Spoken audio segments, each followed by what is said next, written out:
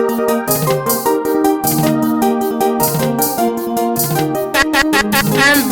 record. Tropa chega on the beat.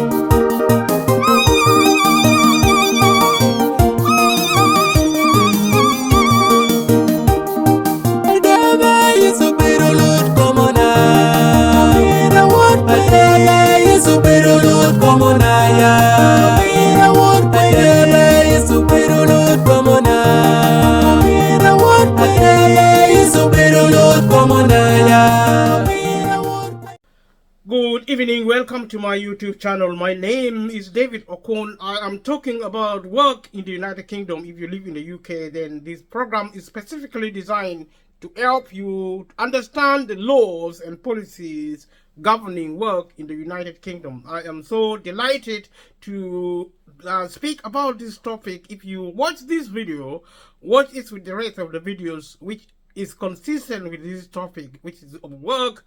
And I have already said in the introductory phase of this program that if you work for a living, then you are destined to succeed in life and also in everything you do with your life. And the road to success is actually working, and in a country where the government does its best to get the people of the country working, that is a good government. And it is to be commended, the UK government, in spite of itself having tried its best to get the British people into work, it has at the same time, inadvertently or otherwise, created an environment of capitalism and also of the marketing system of the economic infrastructure, where privatizing the economy has led to difficulties in securing employment in the country, especially work generally in the country, as a social factor. And I appreciate the government and the economic policy promoting work and also employment as an economic factor, and that has created a lot of wealth and growth and wealth in the country, which wealth actually help in many ways building infrastructures in all the sectors of the economy and of society. The downside of maximizing the incidence of capitalism in the marketized sense of the word is such as to concentrate wealth in the hands of the few, taking this wealth away from the hands of the many, which points I've raised consistently, illustrating the same notions and concepts in different ways.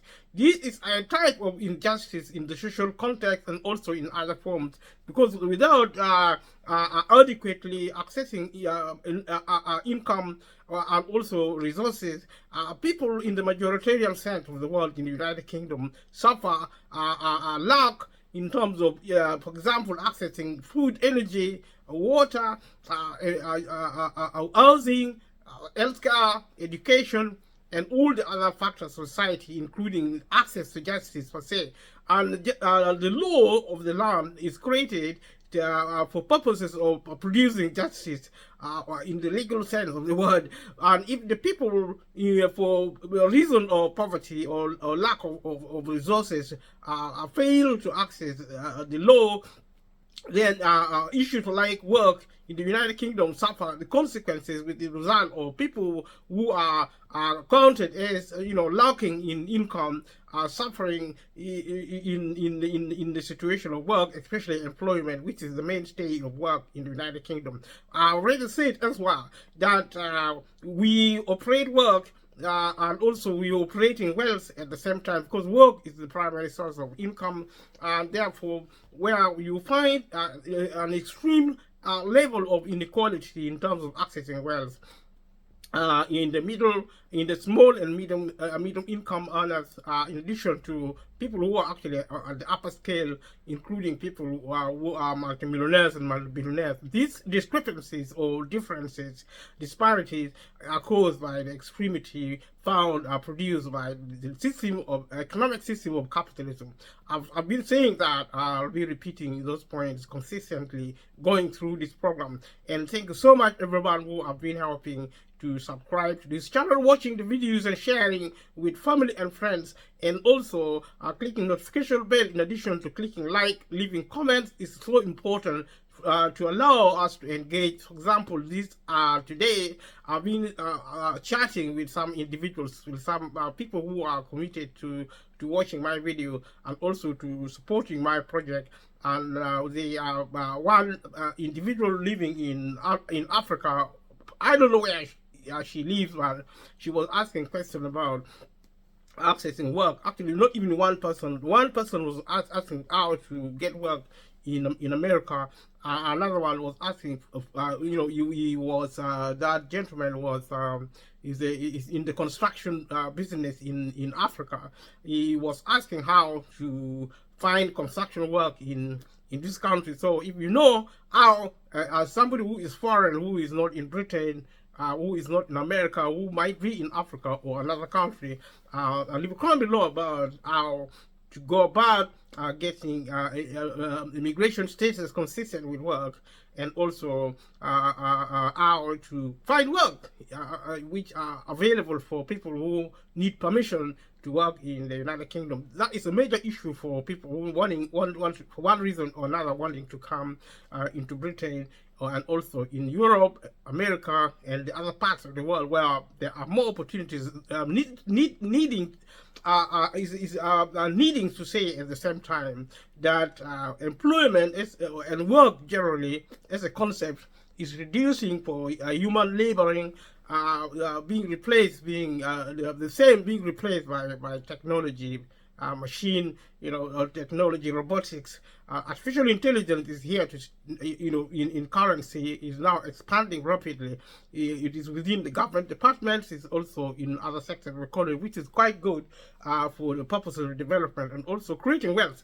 Argue in favor of technology and also using the machines to produce goods and services in global economy. This is supposed to make life easier and better for the people of the world, and if these are actually used for peaceful purposes. My concern is where we appear to lack our culture, where we instead of embracing wealth and power and system of governance for peaceful purposes, we are weaponizing the same because of lack of cultural education, cultural knowledge, cultural experience, where we fail to prioritize humanity as number one in terms of valuing humanity, and notwithstanding us valuing the other factors, including wealth and health and all the other elements of society. We value everything, but number one, in terms of cultural consideration, number one along the food chain, if you would like to look at it that way, is the humanity. Humanity must be respected first. Other things will be including wealth and accessing power. And power, per se, is valued at other level depending on our needs.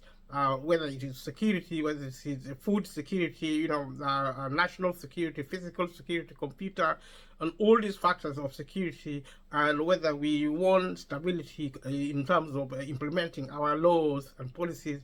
All these we have been talking generally. We'll continue to make general commentary. I will go into talking about specific. We are talking about work in the UK, and if you are not in the UK, if you are in the UK, pay close attention and of interest, because you have to take responsibility for yourself.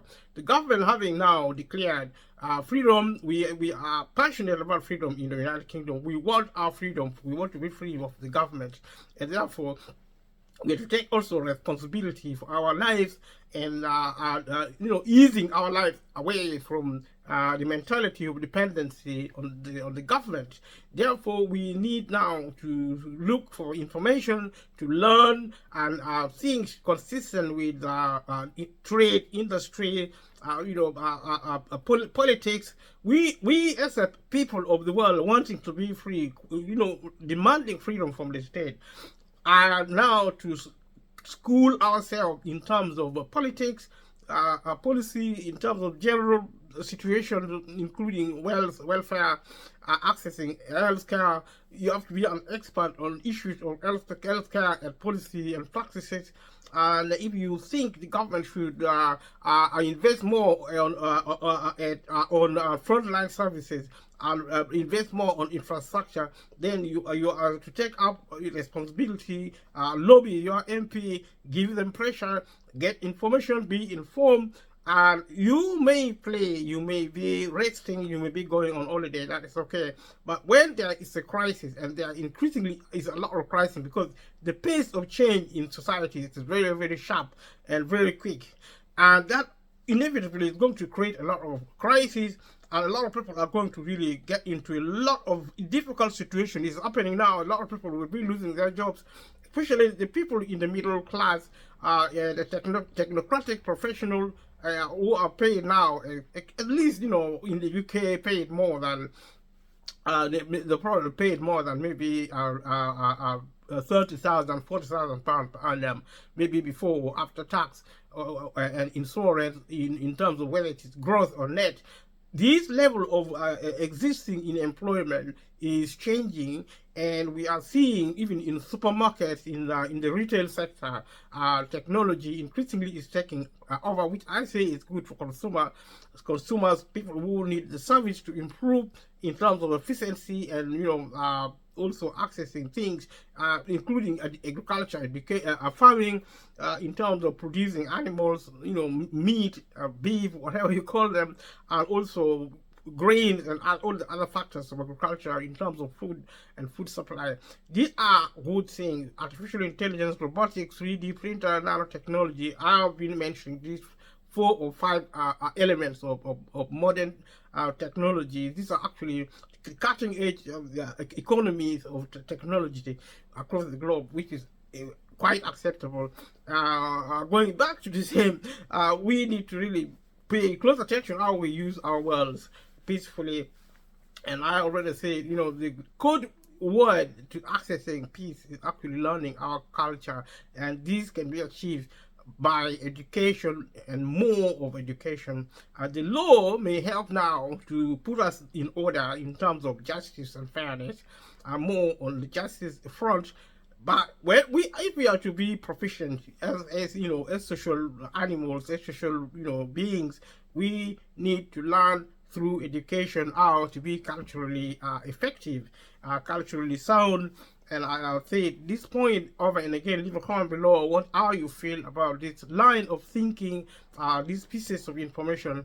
Going back to work in the United Kingdom, if you live in the UK, this information is for you. It is so valuable. Know everything you need to know about employment, about work as employed, in employment, in self-employment, in apprenticeship, in all the other 0-hour contract, part-time, if you are maybe a casual worker.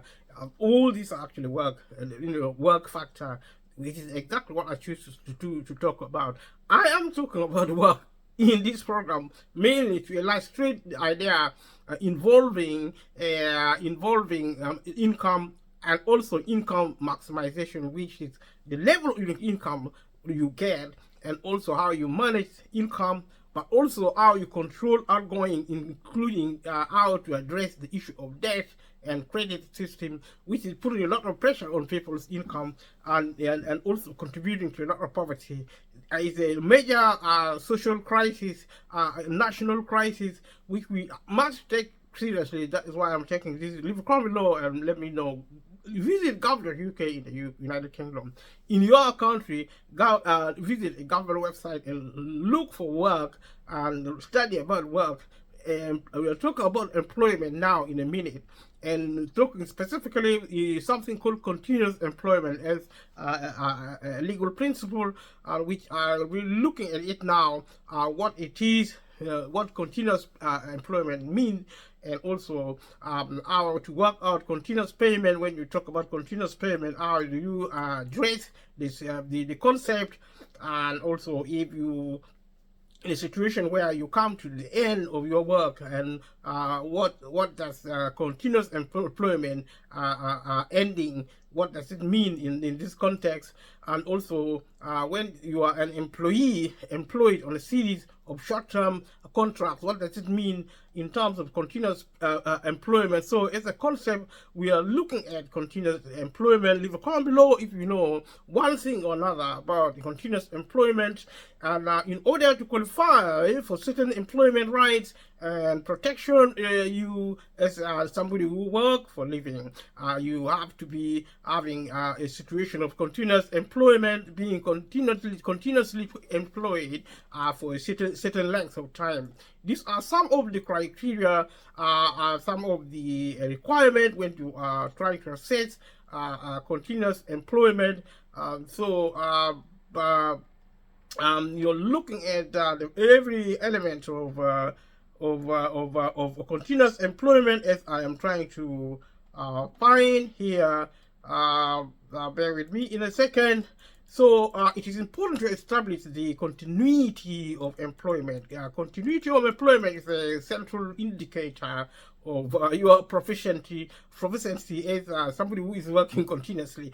So so any week in which you your relations with your employer are governed by a contract of employment counts in calculating length of continuous employment, looking at your contract of employment and examining the same. And in terms of such a relationship, contract is a form of legal relationship. So in some circumstances, weeks in which your relationship with your employer are not governed by a contract of employment, these may or may not count in the calculating of length of continuous employment.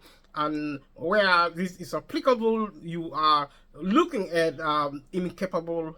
If somebody is incapable of work for up to 26 weeks, in consequence of sickness or injury, when you are sick, and your continuity of employment is interrupted because of such, and you're looking at certain situation where you experience absence from work on account of a temporary cessation of work, when work is not available for one reason or another, or absence from work in circumstances where by arrangement or custom you are regarded as continuing in employment. Sometimes you may not be working necessarily, but you may make certain arrangements to guarantee some continuity of employment.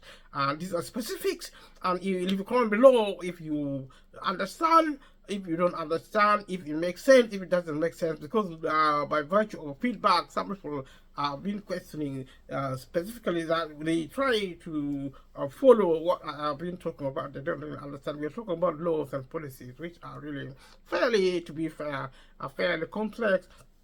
Although I'm trying my best to kind of like make sense of this. So feedback will be really important if you need something explained in normal language. This material I'm using is quite normal, especially the one you can access from gov.uk is also written in such a way as to provide accessibility. They are not raw legal text or policy documentation in its formal structure. They are interpreted. They are, if you visit, gov.uk and look at the materials there, they are quite accessible. But I mean, like in any complicated material, you have to really be familiar with the research materials, and it's your responsibility, like I said previously, to access such kind of material.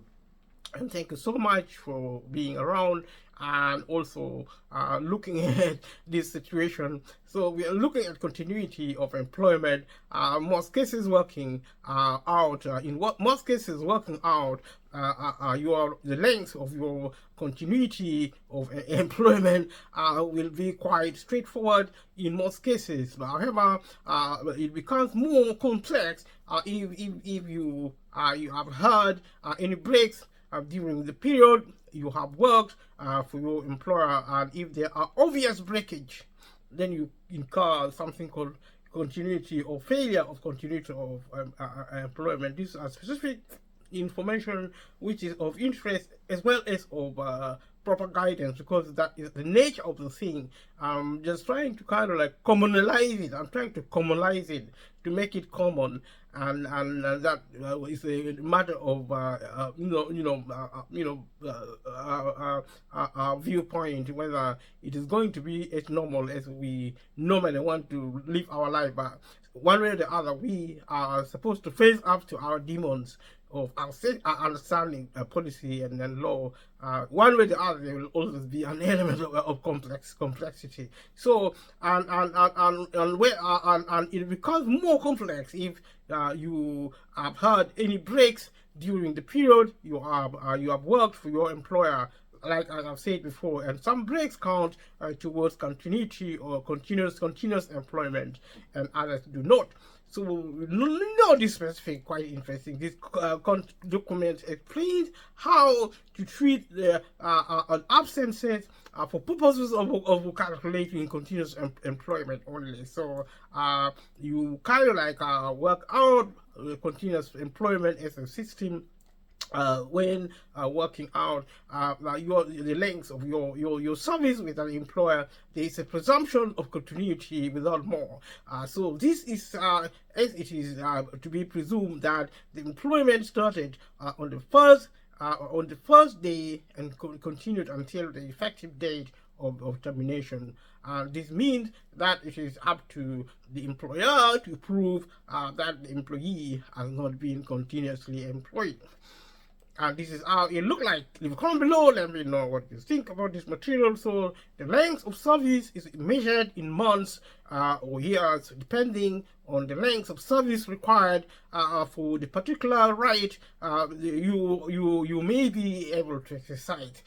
In this context, years and months are calendar years from the 1st January to the 31st of December, and months for example the 1st to the 31st of May, and are not measured in weeks. In other words, a year is actually more than 52 weeks, and a month is not the same as 4 weeks. That is some of the information which may help you to design some form of formula in measuring the continuity of work, whether there is any or otherwise. So the hours worked per week are not relevant to how continuity of employment is calculated. So a part-time employee builds up continuity of employment in the same way as a full-time employee through the number of months and years worked out. This is a pointer to what type of formula you may design to calculate continuity of work for people who are working full-time or otherwise, as in the case of self-employment. Also, a week is however significant in working out whether or not continuity of employment is broken. Continuity is not broken if there is a gap in employment with the same employer of less than a week. In this context, a week is Sunday to Saturday and not one. For continuity to be broken, there must be a gap of a complete week. In this sense, in the redundant case, the period may be 4 weeks, and this means, for example, that an employee may be dismissed or may resign, but may continue to work for the employer for a few hours a week after the dismissal or the resignation. If they are then reinstated by the employer, continuity will not have been broken, because there has not been a complete week when they were not working for the employer all the time. Working for that employer will count towards the period of continuity of employment, because a week is Sunday to Saturday. It is possible for a gap of more than a normal working week not to break continuity. For example, a client or someone who is employed leaves a job on a Monday of week week 1 and return to the same employer on the Friday of week 2. Although there has been a gap of 10 days, for the purposes of continuity, there has not been a gap of a complete week running from Sunday to Saturday.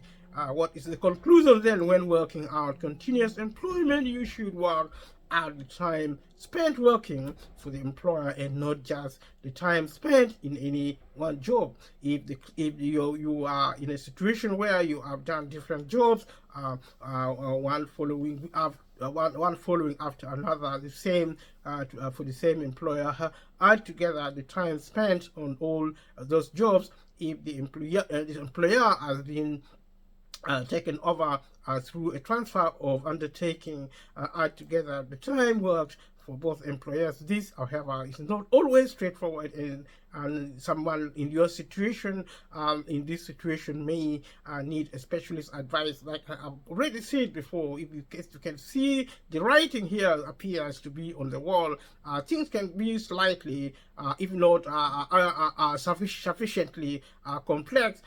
Let us look at more about transferring. We can look more in our studies. Transfer of undertaking. The employer is a limited company.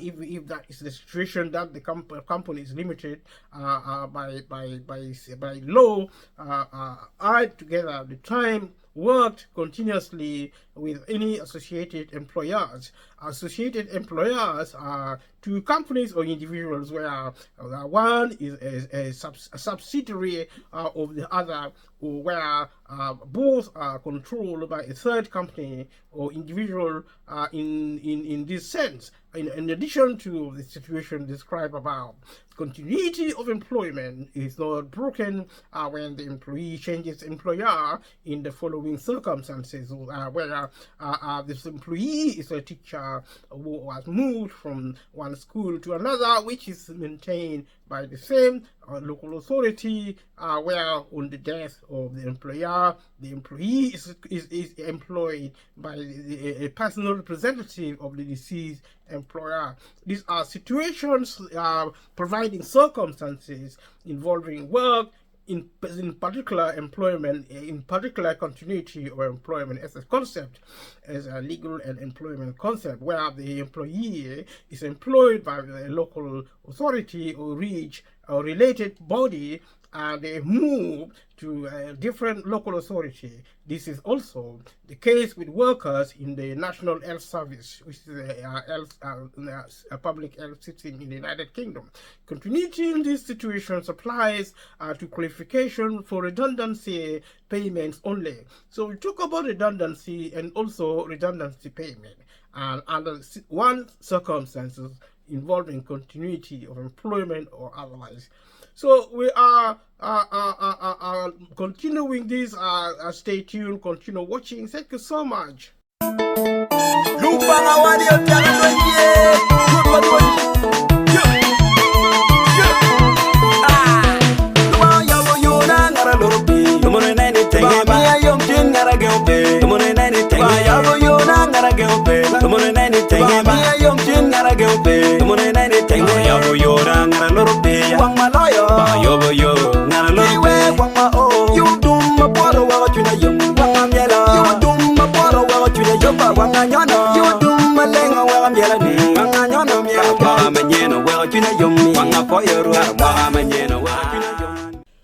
So thank you so much. Let us look at absences from work, and in order to work out the length of someone who someone's period of continuous employment, you will need to look both at the time they have actually worked for the employer and any periods of absences from working.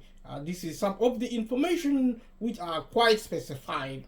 Some absences mean that continuous employment is broken and the employee has to start a new period of continuous employment to qualify again on returning to work. Other absences do count toward a period of continuous employment. So the distinction is between absences from employment where the contract of employment exists and where it does not exist. Continuity of employment will not be broken if the contract is still running. If there is a gap of no more than a week, this does not break continuity. If there is an absence from work, but the employee later returns to the employment, continuity is preserved where the absence is for one of the following reasons. We're looking, therefore, at other scenarios involving sickness or injury, pregnancy and maternity, parental paternity, or an adoption leave, temporary cessation of work, leave of absence by customs or arrangements with the employer, reinstatement or re-engagement as a result of ACAS conciliation, a settlement agreement following an employment tribunal order, or successfully appealing against a dismissal under a dismissal procedure. So let us also look at a situation of sickness absences. Under this situation, we are still considering what may or may not trigger the absence of the availability of continuity of employment, which is a kind of a specific topic we are trying to look at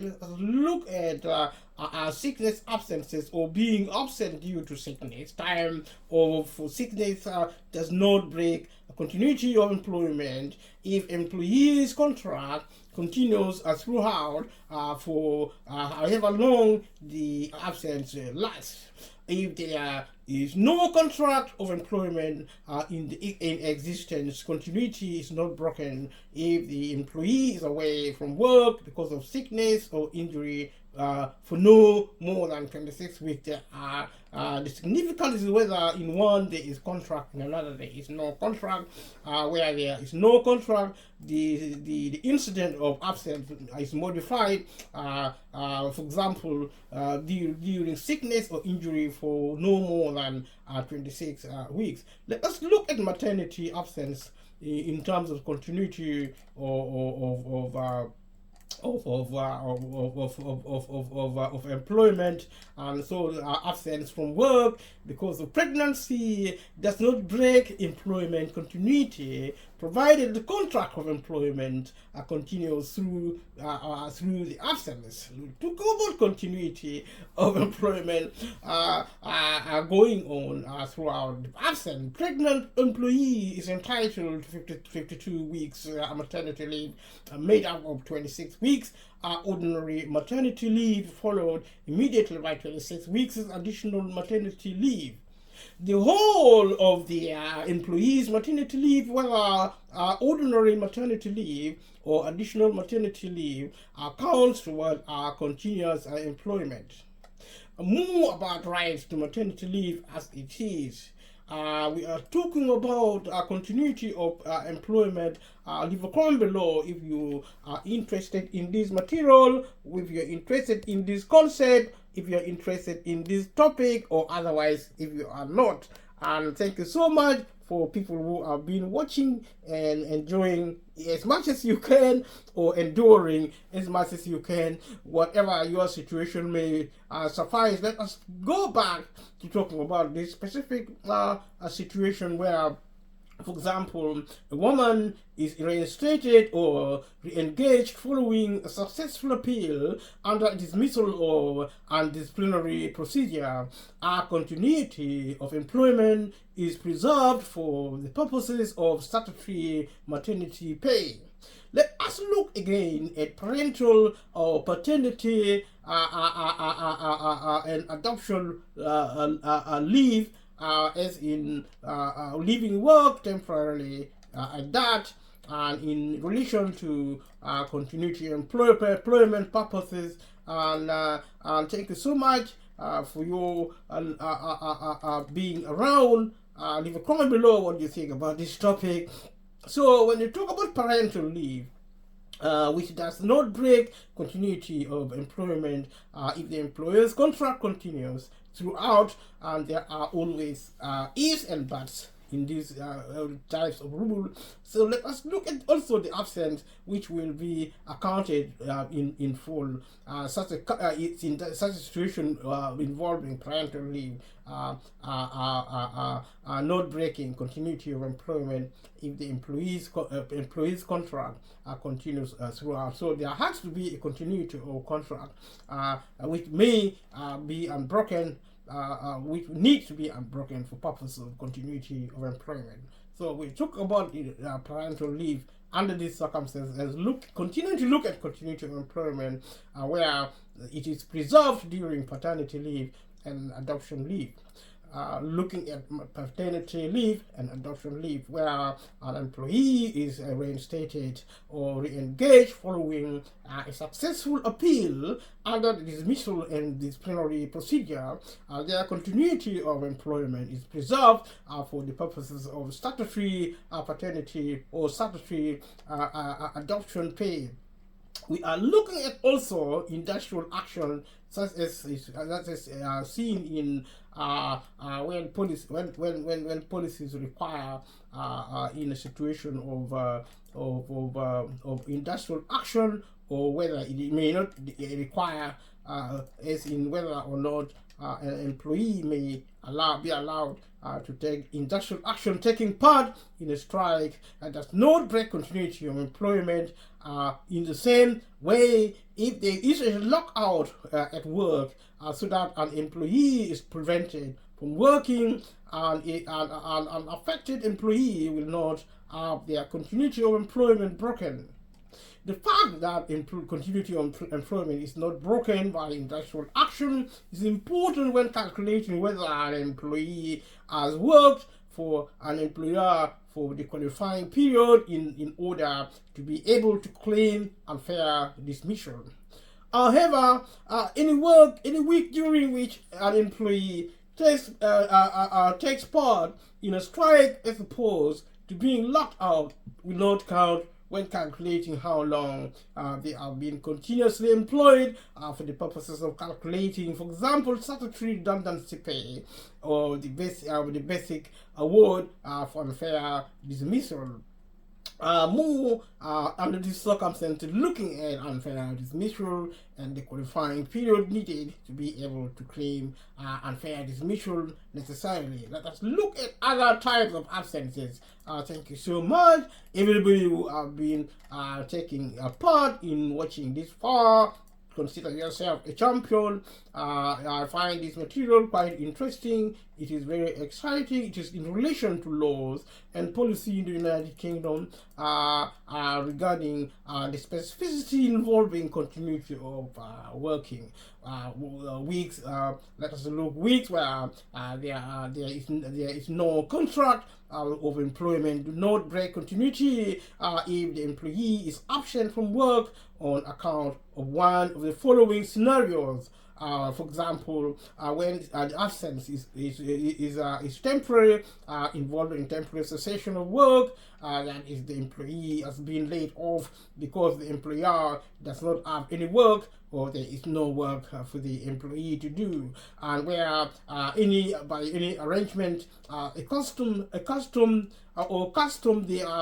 they are regarded as continuing in employment for any purpose. And an example of this would be where an employer has agreed that the employee can go to visit family abroad and return to the same job.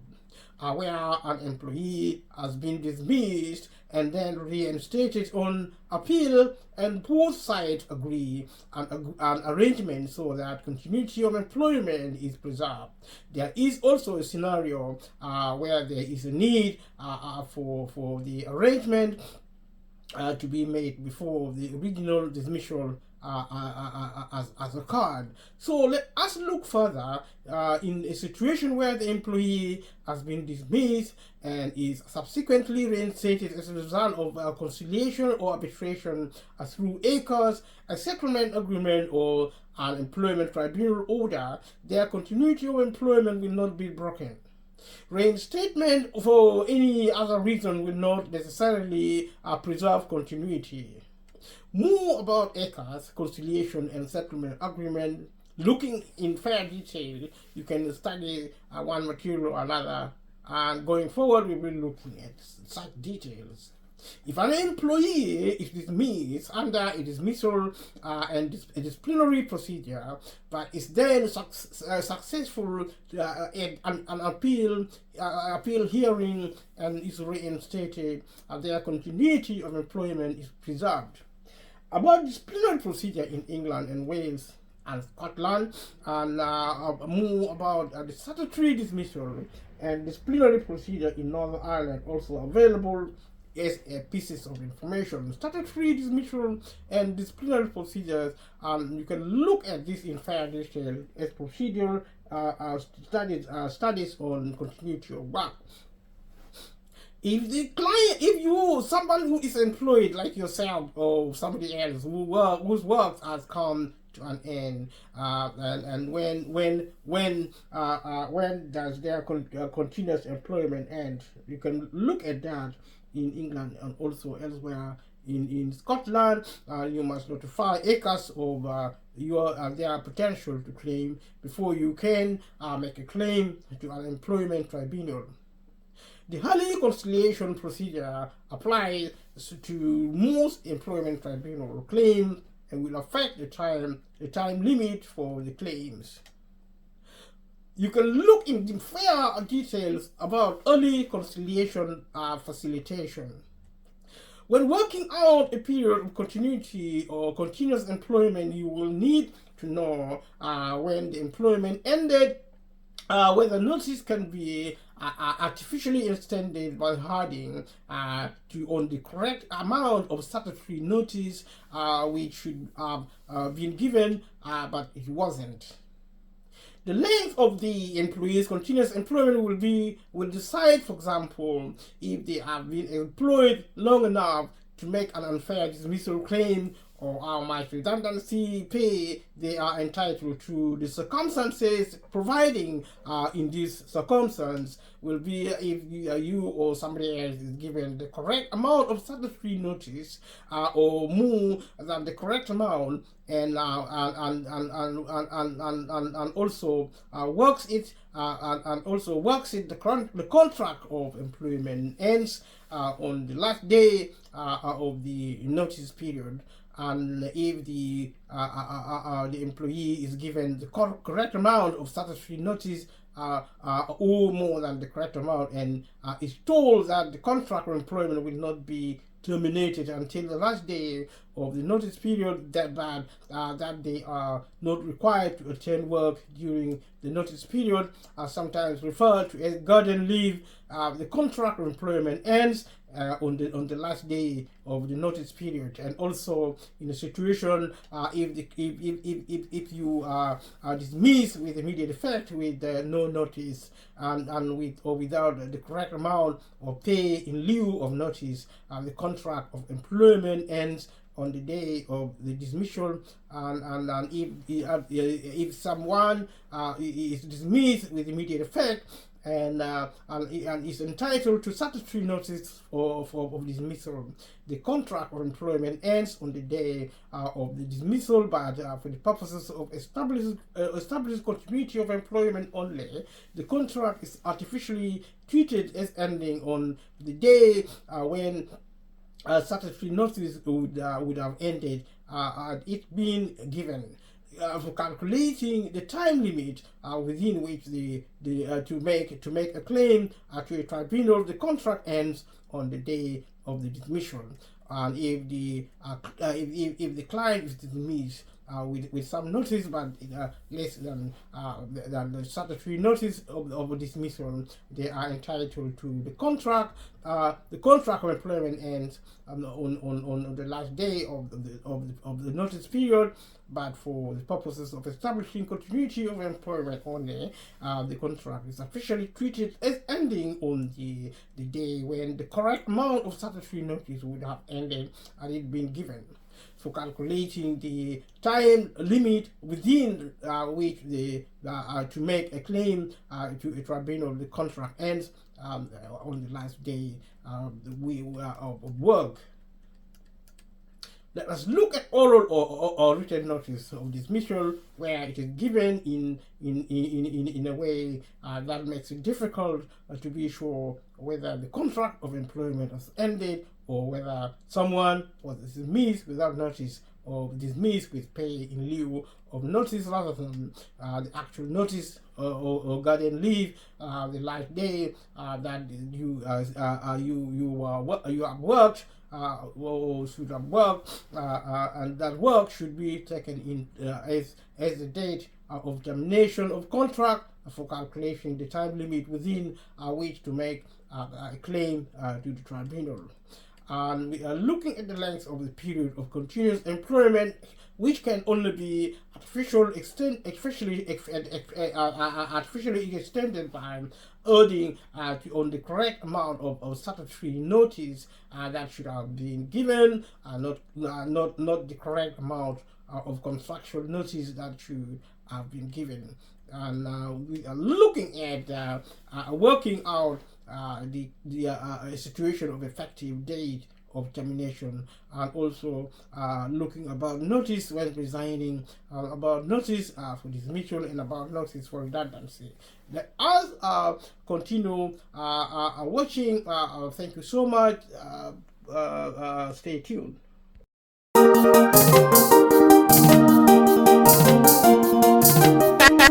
MVC record. Propaganda on the beat.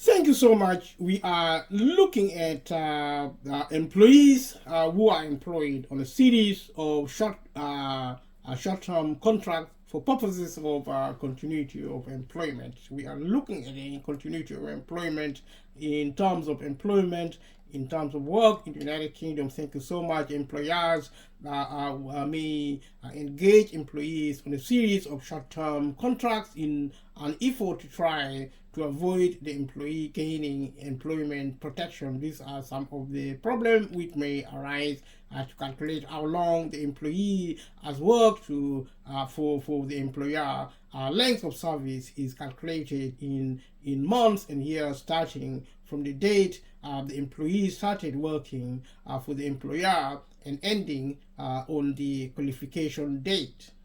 The qualification date is defined differently for different rights.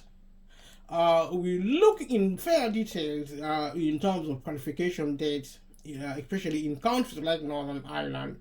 We look at rules governing employment and a week's pay.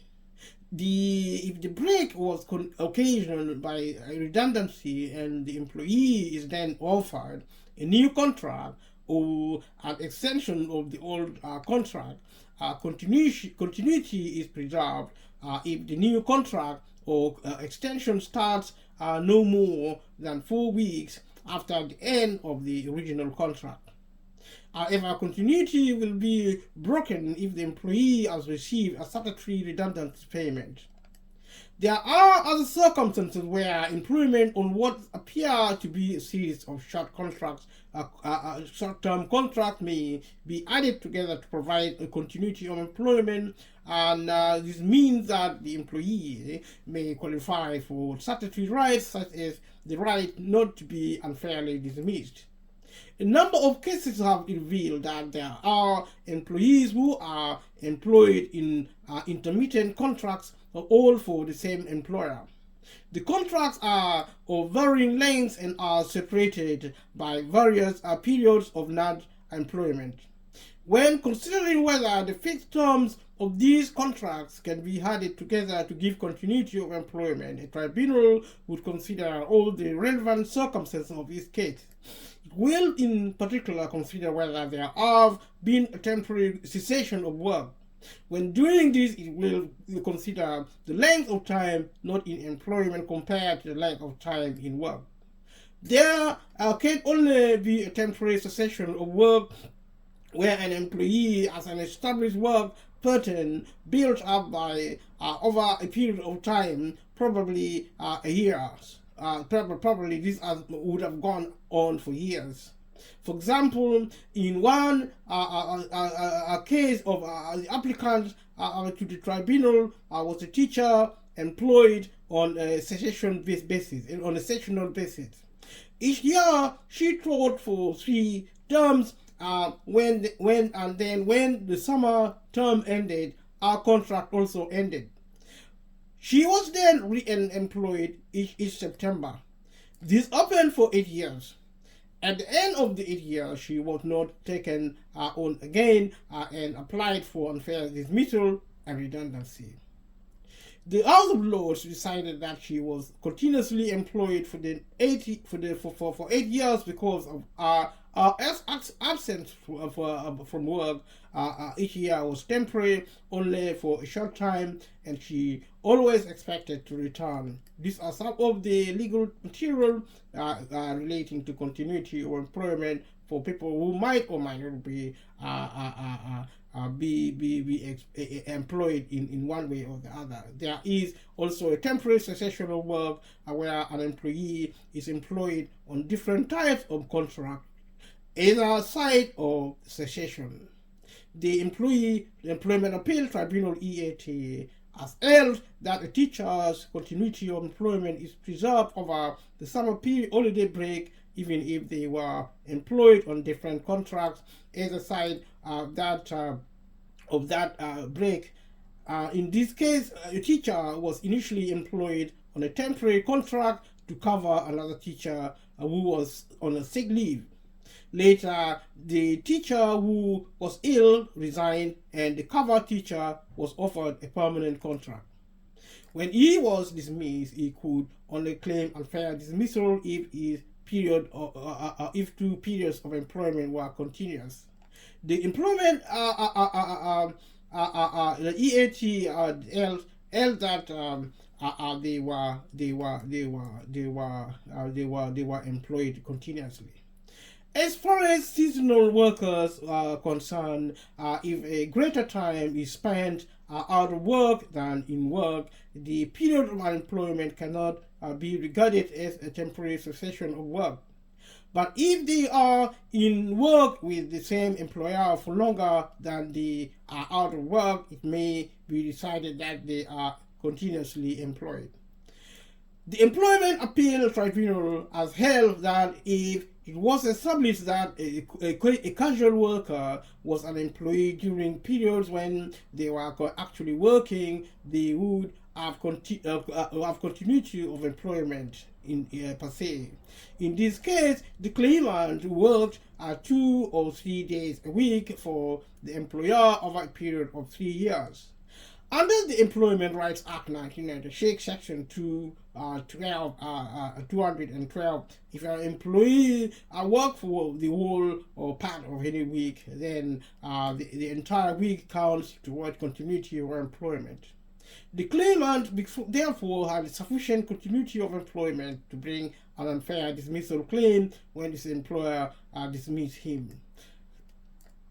As we look at certain pieces of information, the CITES Employment Rights Act 1996, these are sources of law, Employment Rights Act 1996, Section 231, and as relevant information in addition to the main text. We are also looking at Employment Rights Act 1996, Section 86 and Section 97 in Northern Ireland, Employment Rights in Northern Ireland Order 1996, Section 129(1). We are looking at also Ford versus Warwickshire. If you visit the UK government, you can actually look at this material. Thank you so much. Continue watching.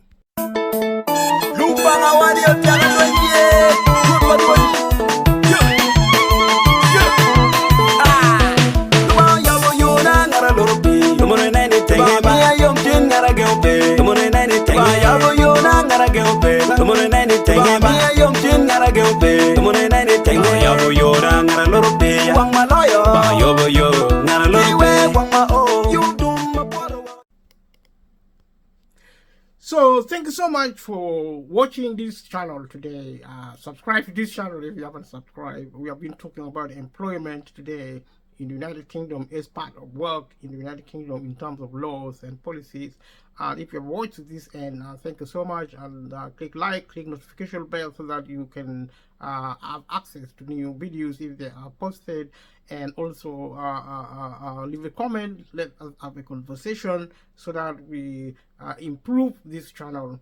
And subscribing is so important. Sharing with family and friends is so important. If you don't have the time, just share with family and friends. Just subscribe and do what you can. And leave a comment below. Let me know what you think. And the purpose for this is for the people who live in Britain to kind of like take control of their life, knowing the complexity, the situation, also the simplicity of employment law and policy, if you think, and also taking responsibility for yourself, like I've said in the opening, because government is changing rapidly, because government is giving back our country. As you have said, politicians are saying that they are giving back the country, so we gain rights and responsibilities also. If we have rights, then we also have responsibility for our lives. That means we are independent of the government more, we are empowered more, but we need knowledge, because governments are run by knowledge. Employment is based on knowledge. Our work is based on knowledge. If not, we are going to lose out as citizens. So if you think this material is useful, leave a comment below. If you think it is not useful, leave a comment below. Thank you so much. If you are not in the UK and you are abroad, and also visit your government website for information on work. And work is extremely important. It's actually a modern concept where people work for a living in specifically structured way. Is actually enshrined in laws and policy in your country and also in the United Kingdom. And this material is for the United Kingdom people in the UK, but it can give you an idea what is involved. And also, if you are in a foreign country, wanted to work in another country, you are in one country wanting to work in another country, you can visit gov.uk, and under work you can also look for how to get a visa, work visa. Also, visit website online to look for work. If some jobs are offered to everybody. We are becoming a global communities. So the laws are also transforming. There are job offers can be offered for foreigners, but also you need to know how to go through. Leave a comment below if you are in a situation where you may be interested to work abroad. If you are, say, for example, you are in Africa, and I will find time to look for information and share it, either do a video on foreign workers, people who want to work abroad, maybe in America or in Europe or in places like that. Thank you so much, and continue watching this material as much as you like, and continue supporting this channel. I'll see you in the next video. Thank you. Bye-bye.